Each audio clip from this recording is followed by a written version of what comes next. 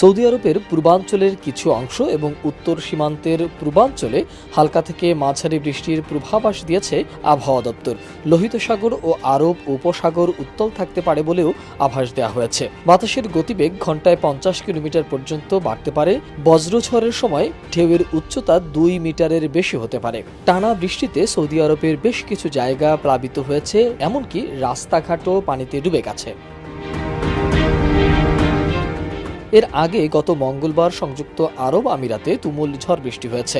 Record পরিমাণ বৃষ্টির কারণে অচল অবস্থা দেখা দেয় বিশ্বের অন্যতম ব্যস্ত দুবাই আন্তর্জাতিক বিমানবন্দরে। বিমানবন্দরটিতে অসংখ্য ফ্লাইট বাতিল বা বিলম্বিত করা হয়েছে, যদিও তা শুক্রবার আংশিকভাবে খুলে দেওয়া হয়েছে। ইতিহাসে এমন ঘটনা আর কখনো ঘটেছে কিনা মনে করতে পারছে না দুবাইবাসী, কেননা সে সময় আচমকা মরুর শহরে সৃষ্টি হয়